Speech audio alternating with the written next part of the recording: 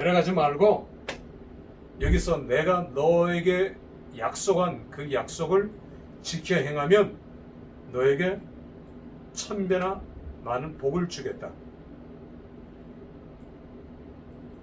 자, 그래서 이삭이 이 그랄 땅에서 농사를 짓습니다. 이삭은 농사꾼이 아니에요.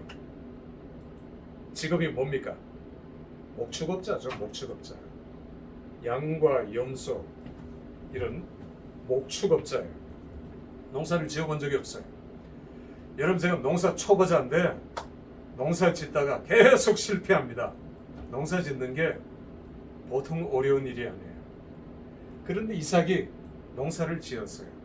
바로 그 땅, 그 정관사, 히브리어 정관사는 여러분 나중에 히브리어를 배울 때 정관사가 굉장히 중요합니다.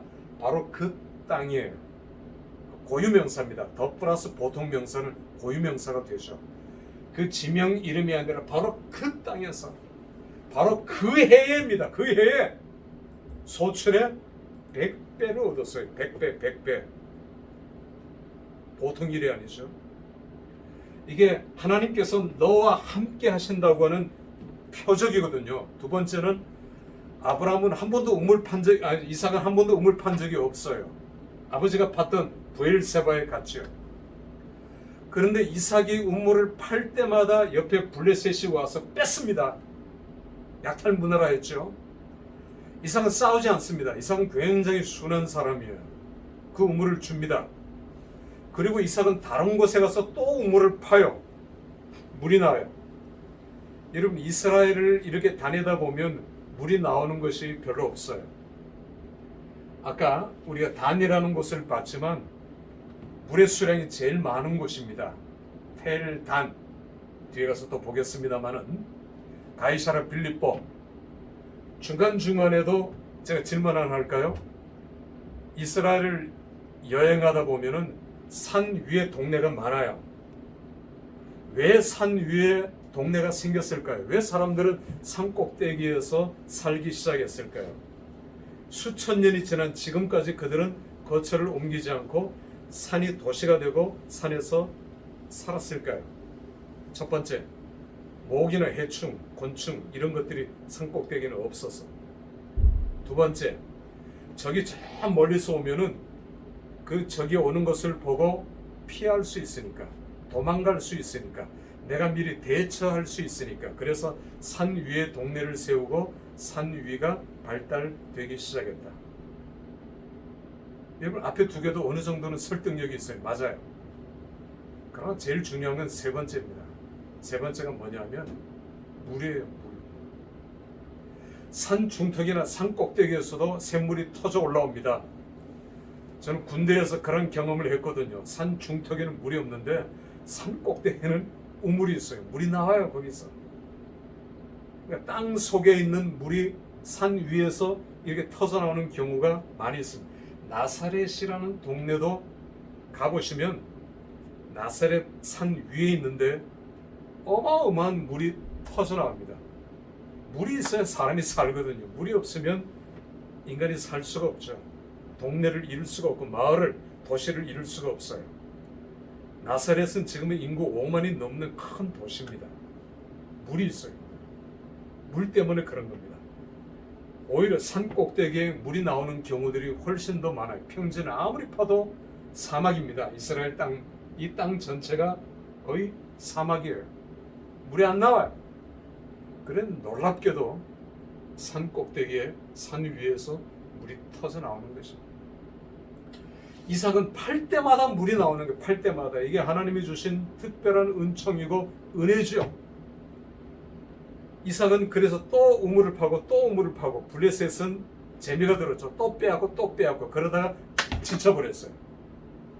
이놈 이건 보통 놈이 아니다. 이놈 배후에는 여호와가 계신다. 하나님이 자기 입으로 고백하는 겁니다. 이놈 건드렸다가는 우리 큰일 나겠다. 블레셋이.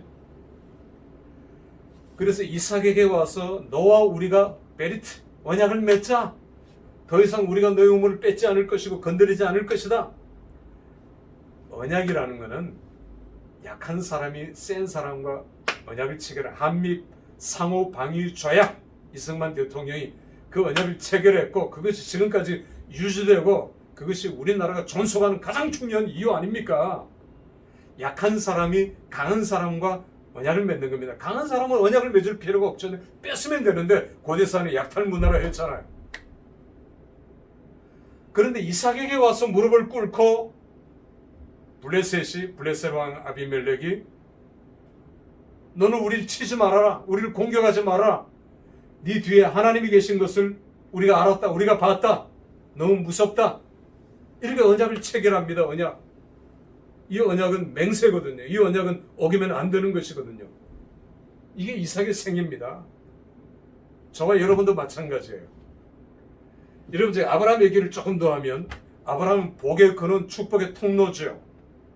근원이란 말은 스프링입니다. 스프링. 물이 솟아나는 언약 백성은 하나님과 언약 백성 아브라함의 뒤를 쫓는 의의 후사는 아브라함만 복의 근원이 아니라 우리도 복의 근원이에요. 두 번째는 축복의 통로죠. 통로. 스룹. 통로입니다. 그러니까 나를 통해서 내 주위에 있는 모든 사람들이 나와 거래하고 장사하고 나와 만나는 모든 사람들이 나 때문에 복을 받는 게 교만한 게 아닙니다. 왜? 아브라함은 언약이에요. 나 때문에 하나님께서 내 편이기 때문에 나와 함께 하시기 때문에 우리는 두 개의 영적 큰 자부심을 가져야 합니다. 복의 근원, 축복의 통로. 저는 종종 그런 생각을 합니다. 이 식당이 안 되더라도 내가 가면 손님들이 뒤에 몰려올 거다. 그래도 그렇게 몰려와요. 점심시간이 돼서 그럴까요? 근데 그런 영적 자부심이 있어요. 그리고 명함을 주면서도 우리는 그런 선포를 해야 돼요. 당신은 나를 만났기 때문에 복을 받을 것입니다. 당신은 나를 만난 것이 큰 행운입니다. 당신이 나를 만난 것이 큰 축복입니다. 통로, 프리즘을 생각해 보세요. 프리즘. 여러분들이 과학 시간에 프리즘. 빛이 들어올 때는 무색입니다. 무색. 그러나 프리즘을 통과한 빛은 빨주, 노초, 파남보 7색깔 무지개 빛이에요. 여러분은 복의 프리즘입니다. 여러분을 통해서 하나님의 축복이 들어오면 이 축복은 다른 사람들과 공유하고 다른 사람들에 나눠줄 때 완전수 7색깔의 무지개 축복이 되는 것이에요.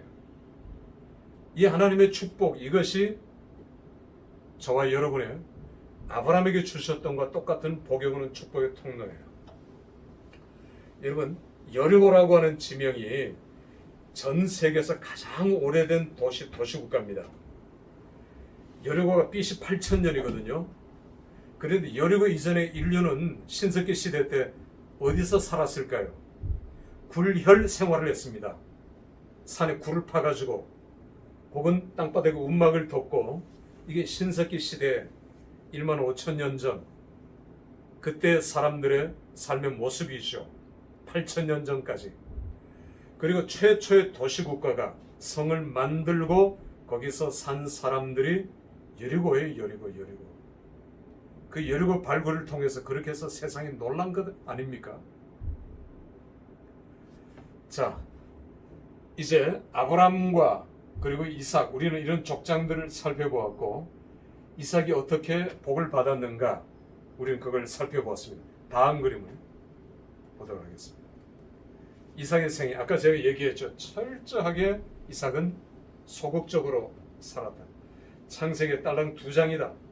그러나 하나님께서는 이삭을 축복하셨고, 또 막벨라 굴에 아브라함이 자기 아내 사레를 위해서 막벨라 굴을 햇사람에게 샀어요.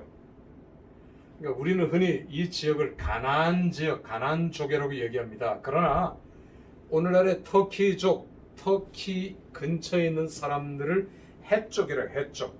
세계사에서는 히타이트족. 이 히타이트족, 헷족은 세계 최초로 철기 문명을 도입한 제국이에요. 제국. 강하죠. 여러분들 왜 영화들을 보면은 칼싸움을 할 때 상대방 칼이 이렇게 종종 부러지죠. 내 칼은 멀쩡한데 그건 그 칼 쇠가 강철이고 강한 거예요. 칼, 쇠붙이가 있기 전에는 청동기입니다. 청동기 문명. 그 이전은 석기 문명이죠. 석기 문명보다 청동기보다 철기 문명이. 철기 문명 중에도 강철을, 쇠를 조련하고 쇠를 막 그 자기 마음대로 다룰 수 있는 그런 족속들, 그런 나라가 더 강한 나라가 되는 겁니다. 칼 싸움을 하는데 칼이 부러져 봐요. 그건 진 거죠. 지는 거죠. 헷 족속은 그렇게 강력한 족속이었습니다. 그 헷 족속은 가나안 지역에 흩어져서 살았어요. 그들에게서 아브라함은 막벨라 굴을 삽니다. 그리고는 자기 아내를 장사 지내고, 아브라함도 막벨라 굴에 장사되고요, 이삭도 여기에 장사되고, 야곱도 여기에 장사되고, 야곱의 첫 번째 부인 레아도 여기에 장사됩니다. 나중에 요셉이 출애굽할 때에 후손들에게 그렇게 얘기합니다. 내 해골을 메고 가나안에 가라. 막벨라 굴을 생각한 거예요. 그리고 이 근처에 있는 세겜으로 가라. 왜냐하면 여기서 아브라함이 시작했잖아요. 우리 고향이라는 것입니다. 본향이라는 것입니다. 아브라함의 고향이라는 것입니다. 그곳에 내 해골을 묻어다오. 이것이 요셉의 유언이었거든요. 자, 다음 그림을 살펴보죠. 야곱. 자, 다음 그림으로 넘어가도록 하겠습니다. 야곱의 생애, 창세기 25장. 야곱은 아까 제가 저 위에서부터 내려오는 하란에서부터 내려옵니다. 며느리를 얻을 때도 하란으로 갔고요. 아브라함이 최초에 하란에서 내려올 때 하란에 와서 여기에 야복강이 흐르고요. 옛날에는 2km 정도 되는 굉장히 큰 강이고 나루터가 있었죠. 지금은 폭이 굉장히 좁습니다. 몇십 미터도 채 안 돼요. 그러나 물은 유속은 굉장히 빠르게 흐르고 있어요.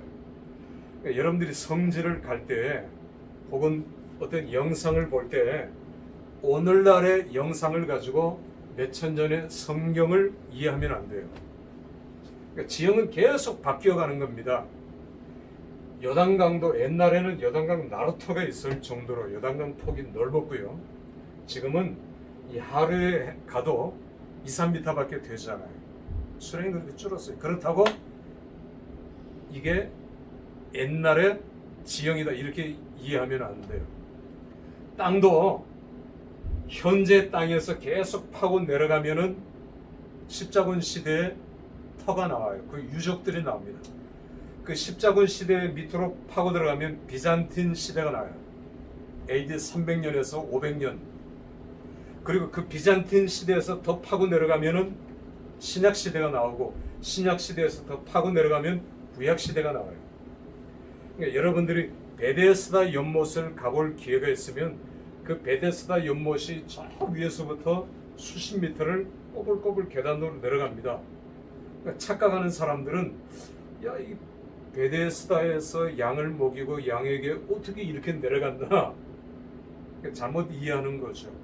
세월이 지나갈수록 사람들은 그 위 허물고, 그러니까 오늘날과 같이 집을 허물면 이거를 멀리 갖다 버리고 평지로 만들고 집을 짓는 게 아니라 그런 운송 수단이 미미했고, 그런 것들을 이동시킬 거리, 땅 이런 것들이 다 힘들잖아요. 돌받치고.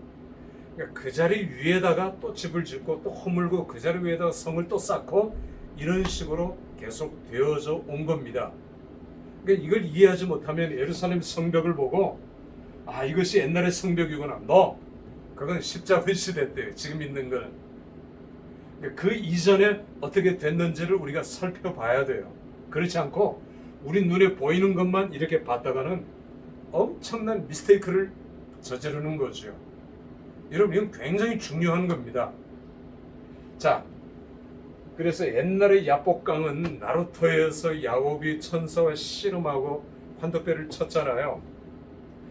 환도뼈가 상체를 지지하고 있는 뼈예요.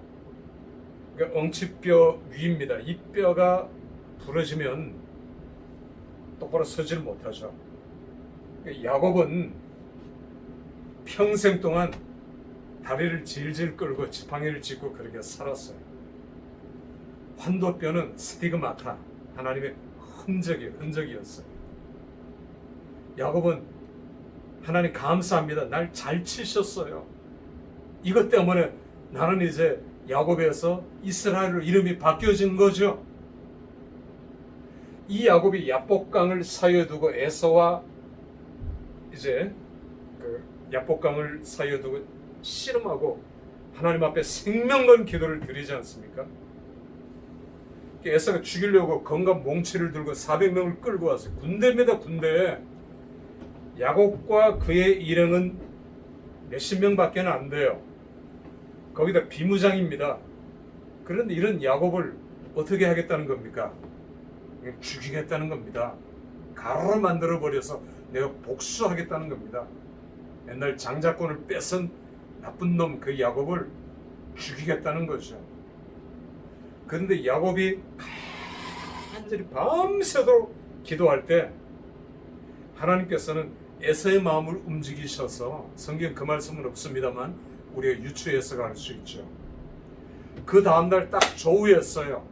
야곱은 두렵죠. 여전히 너무너무 두려워서 떼를 4개를 나누었습니다.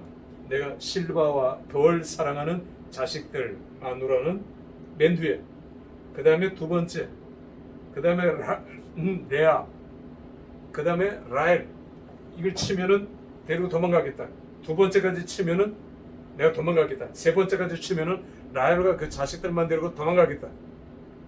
이게 야곱의 꾀잖아요. 야곱의 꾀. 두려움이 있었어요. 야곱은. 저 멀리서 에서 형이 옵니다.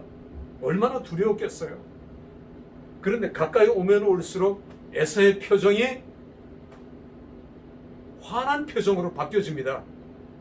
야곱은 영문을 모른 채 에서를 만나러 점점 가죠. 그리고 에서는 야곱을 끌어안습니다. 뭐라고 얘기합니까? 나의 형제, 나의 아우요. 이게 어떻게 된 겁니까? 성경은 설명을 하지 않아요. 그러나 우리가 성경을 읽을 때 유추 해석을 할 수 있는 겁니다. 여러분, 우리가 기도하면 하나님은 일하십니다. 우리가 기도하는 시간에 하나님이 역사하십니다. 아멘입니까? 그러므로 우리는 일하기보다 사람들은 행동을 먼저 해요. 행동을 먼저 일을 해요. 먼저 움직여요. 그러나 우리가 먼저 해야 될 것은 기도예요. 내가 기도하면 하나님이 일하십니다. 천사를 동원해서요, 일하고 계셔요. 우리는 그런 것들을 볼 수 있어야 돼요. 느껴야 돼요. 그런 게 보여야 돼요. 그렇지 않고 내가 열심히 한다고 그게 하나님께서 일하시고 움직이십니까? 너 거꾸로 그래, 너 해봐라. 하나님께 팔짱을 끼고 계시죠. 여러분, 이게 기도의 원리입니다. 내가 기도하면 하나님이 일하십니다. 내가 기도하면 하나님 기적을 일으키십니다. 내가 기도하면 하나님은 역사하십니다. 야곱이 기도할 때 하나님께서는 에서의 마음을 움직이셨어요. 그리고 에서는 자기 고향으로 돌아갑니다. 에돔 족속의 조상이 되죠. 하나님께서는 일반 은총이라 하죠. 하나님을 믿지 않는, 하나님을 엉터리로 믿는, 잘 못 믿는 그런 에서와 에서의 후손들에게도 축복하셔서 그들은 제국을 이룹니다. 제국이라는 말은 다른 나라를 복속시켜서 나라들을 내가 조공을 받고 또 그들을 내 아들 국가로 삼는 그런 나라가 제국이죠. 우리 구한말 고종이 대한제국을 선포했지만 그건 껍데기죠, 껍데기. 제국은 그게 아니죠. 아까 제가 얘기했듯이 고대 제국들, 수많은 나라들을 복속시켜서 제국을 이룬 겁니다.